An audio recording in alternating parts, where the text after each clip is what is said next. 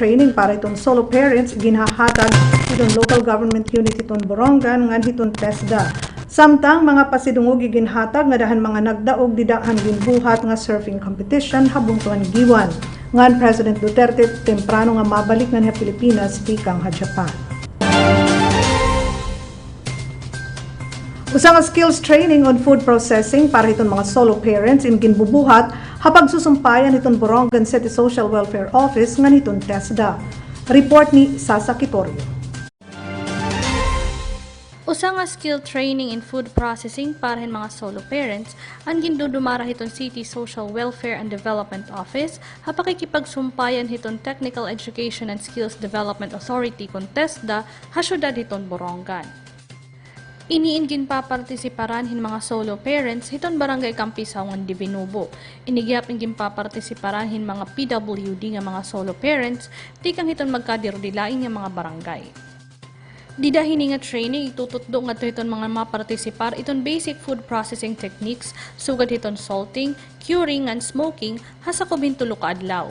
Ini naman in pangungunahan ni Elmer Roa usa nga TESDA trainer in food processing NC2. Kataliwan hiton masunod nga upat ngan ikalima ka adlaw hiton training, magkakamayad naman assessment ang mga mapartisipar kundi inhirain makarawat hin certificate of completion.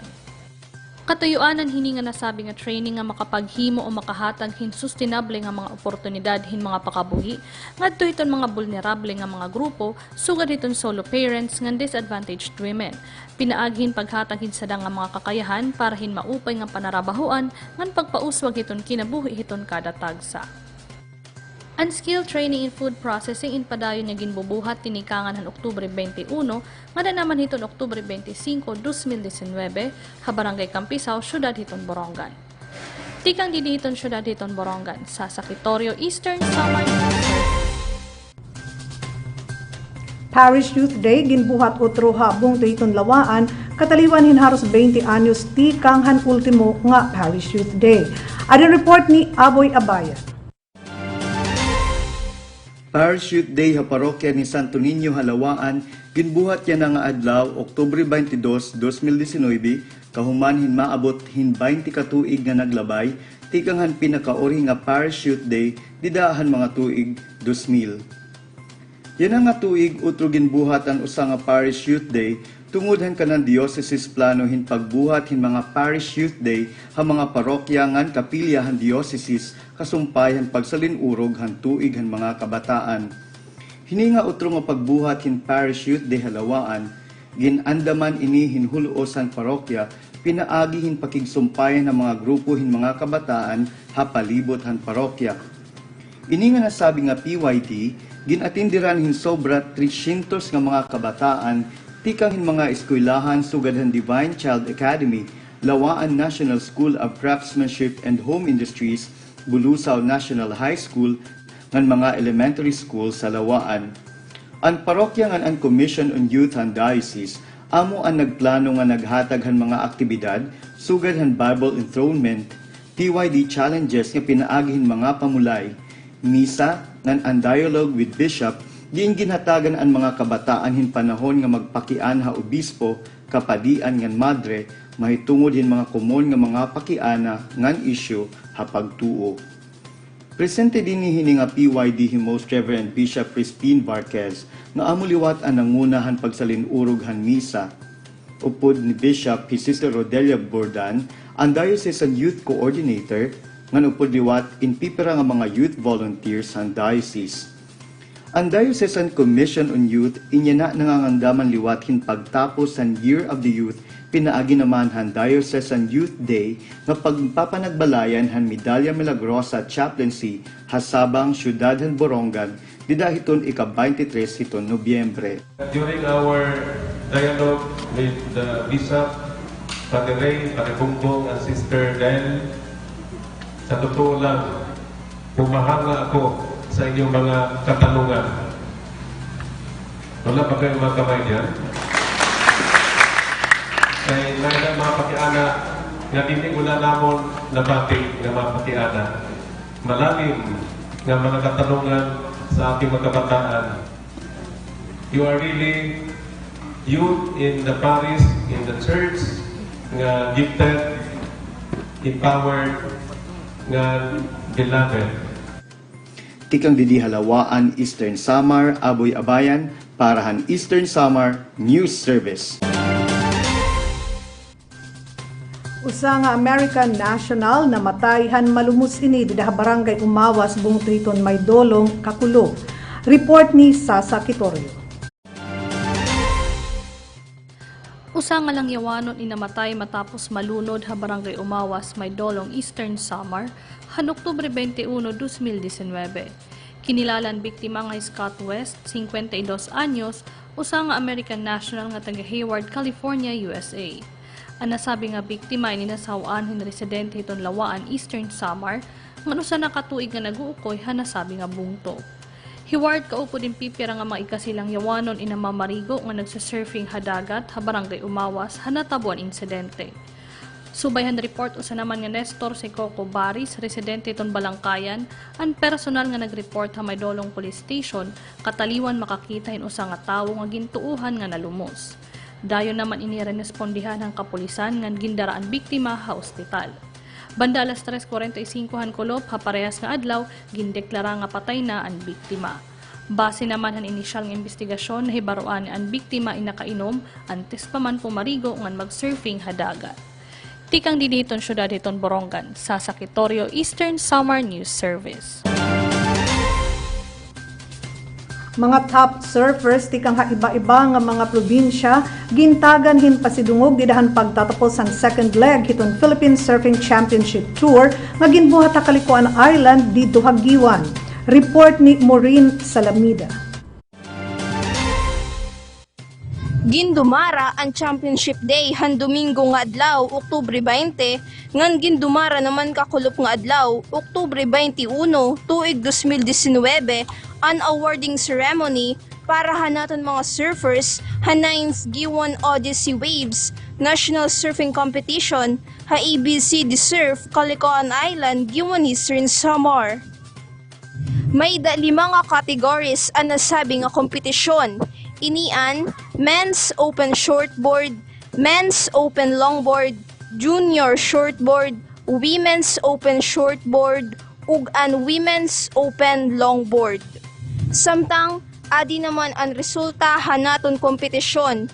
Para ha Men's Open Shortboard category, hi J.R. Esquivel, nga tikang pa hala Union, an aton champion. Second placer, hi John Mark Marama Tokong, ngan anaton third placer, hi Edito Piso Alcala Jr. ug hi Filmar Alipayo nga pareho tikang ha Siargao.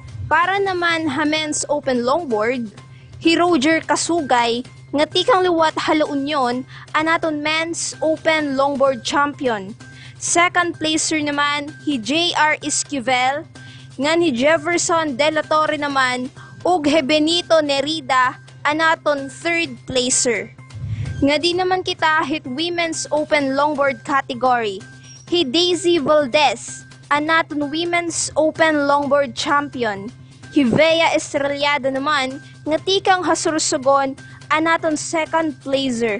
Samtang hi Angel Lea Aguilar nga tikang hala Union ug hi Debbie Gumanoy nga tikang halanuza naman anaton third placer. Ha category naman han Women's Open Shortboard, hi Julina Longos nga tikang ha Pacifico Siargao anaton Women's Open Shortboard champion. Second placer naman hi Ana May Alipayo, hi Vea Estrellado naman ug hi Pinky Alipayo anaton third placer. Samtang ha Juniors Open Shortboard category naman, hi Gabriel Lerog, anaton Open Shortboard champion. Second placer, hi Benjo Marcanon, ngan hi Lemar Delamide, ug hi Marvin Delamide, an aton third placer. Tikang dinyagiwan Eastern Samar, ini hi Maureen Salamida, Eastern Samar News Service. Magdala amay nga Borongano nakakuhahan siya nga pwesto han on the spot kawit painting didtohan ginbuhat nga Oktoberfest ha Leyte. Report ni Sasa Kitorio.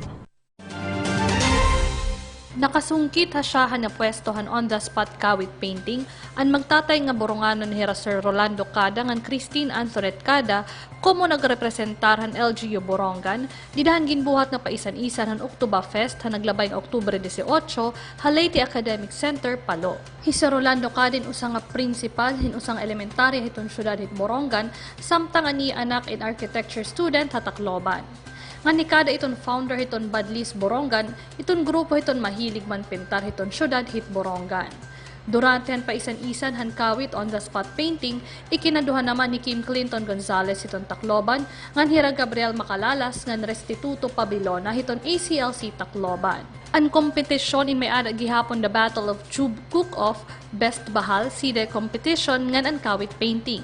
Ang Oktoberfest ini ka-11 na katuig nga ginbubuhat kundi nagpapaisan-isan ang magkaduridilain nga mga bungtongan syudad hiton Samar ngan Leyte kundi iniin pagpasiuna hiton anwaray party list ngan gobyerno probensyal hiton Leyte kasumpay hiton pagkomemorar han ika-75 katuig nga anibersaryo han Leyte Landing. Tikang didihiton syudad hiton Borongan sa Sakitorio Eastern Samar News Service. Nagdesider hi President Duterte nga bumalik na lang nga niya Pilipinas, kataliwan la niya umatenderhan ang enthronement ceremony ni Emperor Naruhito hiton Japan. Sumala pa hiton Malacanang, iniindarahan sobra daw nga suol hiton iya taludtod. Sumala pahan anunsyo diri daw mailob iton presidente dara hiton sobra nga suol hiton iya spinal column, haran hiton pelvic bone. Dara inihan kahulog ni Duterte tikang niya motorsiklo niya nan Oktubre 17. Si President Duterte in mabalik nga niya nga gabi mas temprano nga iya schedule nga pag-uli niyan kunta hiton Huwebes. Diri na hiya makaka-attender hiton Emperor's Banquet ngan Prime Minister's Banquet nga representa rin nala hiya hiton iya anak nga hi Mayor Sara Duterte. Nakatambong pahiyahan enthronement kanina pero nakasungkod ini. Makonsulta iton Presidente hiton nga neurologist pag-abot niya ngan hiya Pilipinas. Magpapadayon ito naton mga sumat, kataliwanhin mga pahinundo.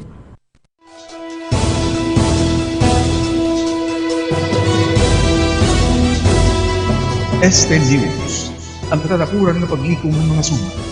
Ng wala iba nga sinasarigan, o diyan kamatuuran, ugan kaupayan ng mga katawan.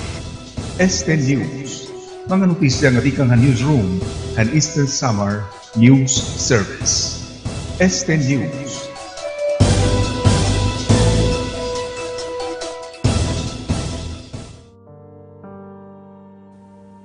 May ada mga kabataan, mga batanon, nga tinatabangan na hiton kinabuhi.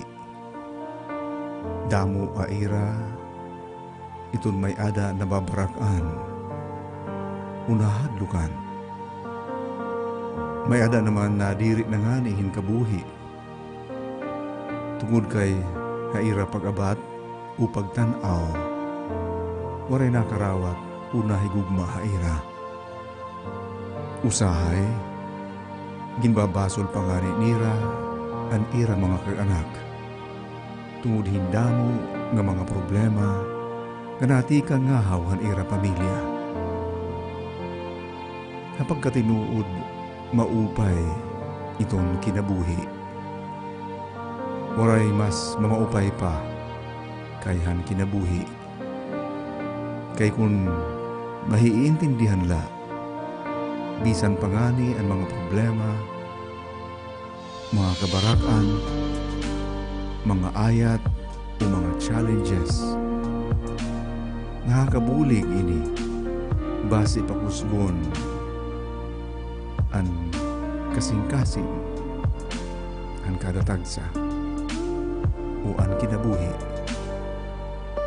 Ang batanon nga nadiri o nga diri naagihin kakurian, natitigurang nga maluya, malubay, oray kusog, o diri nagiging malipayon. Sanglit ayaw igraot hinbuot, kung usahay, naagi, hindamo nga mga pagsubok han imo kinabuhi. Lugod, pagpasalamat, nga buhi ka.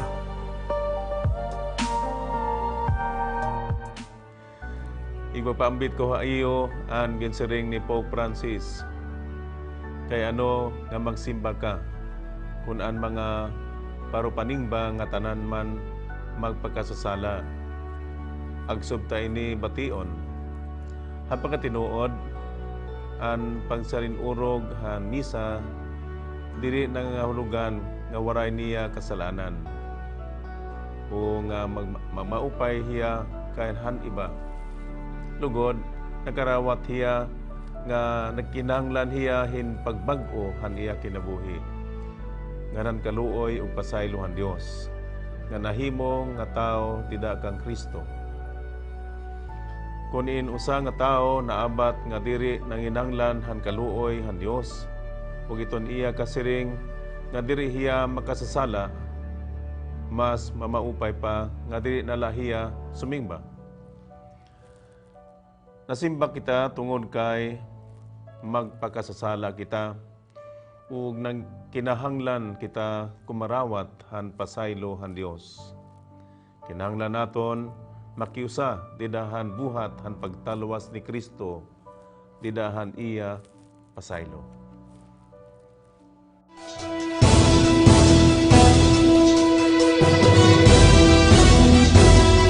ESTE News, ang katatapuran ng paglikom ng mga suma. Ng iba nga sinasaligan, o diyan kamatuuran, ugan kaupayan ng mga katawan. ESTE News, mga notisya nga tikang newsroom and Eastern Summer News Service. ESTE News.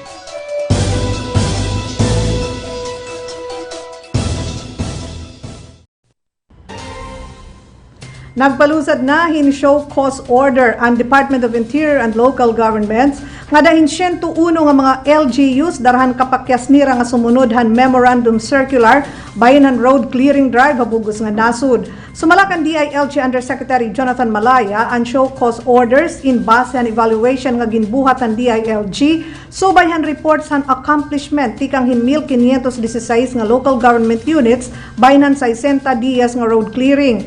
Siring pa ni Malaya, ginuhulat na nira iton baton hini nga mga LGUs kung kay ano nga waray hira makasunodhan kasuguanan. Kinahanglan gihap hira nga mag-explicar kung kay ano nga diri hira palulusaran hin suspension. Ang mga highly compliant LGUs in inabutin 387, medium compliant in 635, ngan 393 ang nahitala nga low compliant. Magpapalusad gihapon in show cause order itong DILG para hinubentay 9 nga mga barangay sa Manila, sumalakan Undersecretary Martin Dino, hiton DILG Barangay Affairs Division. Igin sa lawad ha kamarabaha in balaod nun nga nagtatakda hiton entry salary hiton mga nurses sa mga pribado nga healthcare facilities ha 30,000 pesos kada bulan ngan stipend nga 750 pesos sa kada adlaw para hiton iba nga mga health workers. Iton House Bill 5184 in magdidiri gihapon iton contractualization ngan overloading iton trabaho. Igintatakda hini in 8 ka oras na trabaho ha kada adlaw o 40 ka oras kada semana, pero iton irasweldo in parahin 56 ka oras nga trabaho ha kada semana. Sumalakan da bayan mo na Representatives Ferdinand Gaite, Carlos Zarating and Eufemia Kudiamat, iton Magna Carta for Private Health Workers Bill inapaka-importante labi na nga naatubanghin health crisis iton nasud. Sumala pa haira iton sweldo iton mga health workers sa pribado nga sektor in ubos hiton kada adlaw nga minimum cost of living.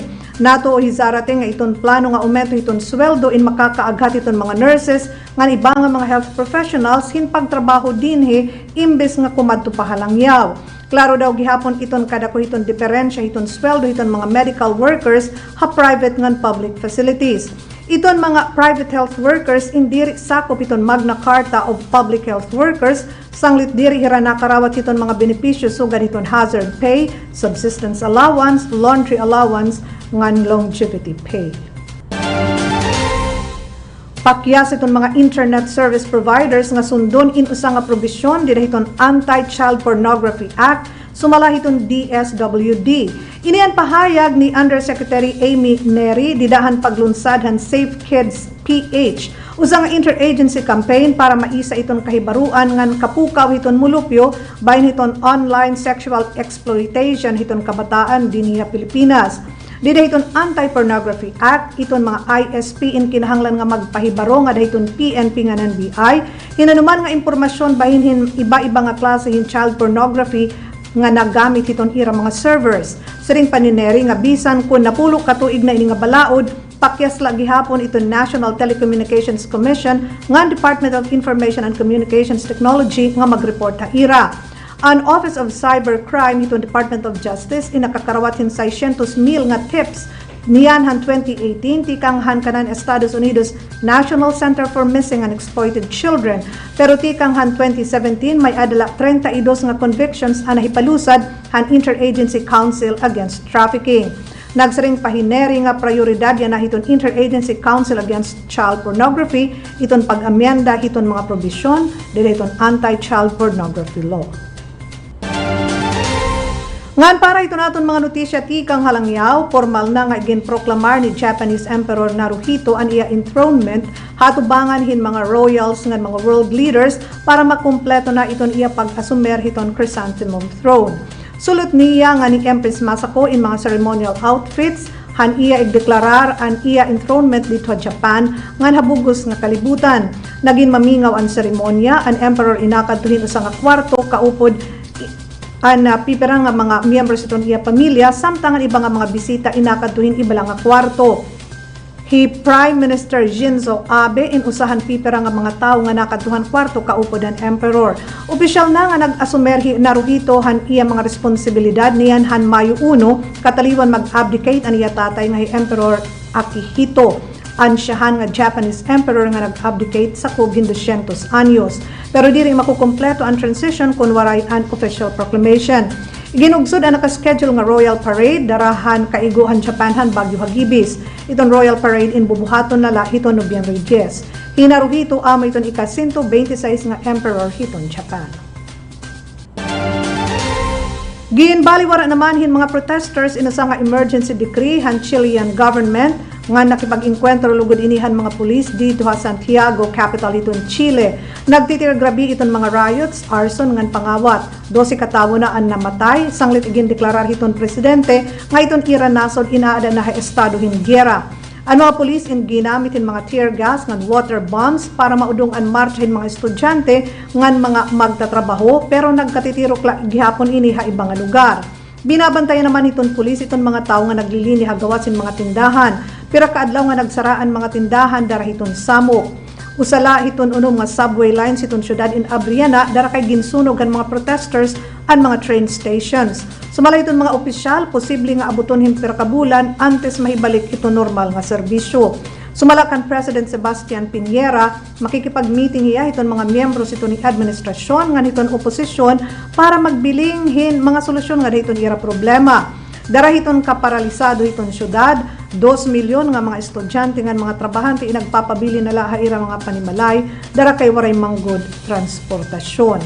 Ang kausa ni nga protesta indarahan umentuhan pasahihan subway, nga dara hiton pagkadiskontento na hiton mga mulupyo, bahin hiton palakat, hiton ira nasud. Inian kabugusan han mga notisya nga nahikayan ESTE News, amo inihiiden. Mapay nga oras, salamat tayo nga tanan.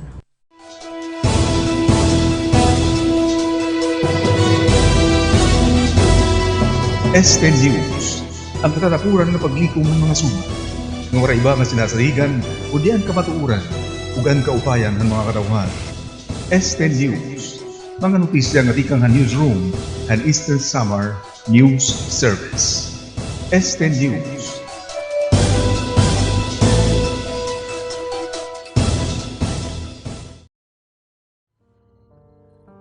Sanglit, nasiring ako haiyo, ayaw ka mo kabaraka, may tungod han pagkaon, ngan pag-inom, nga kinahanglanon niyo, basi mabuhi kamo.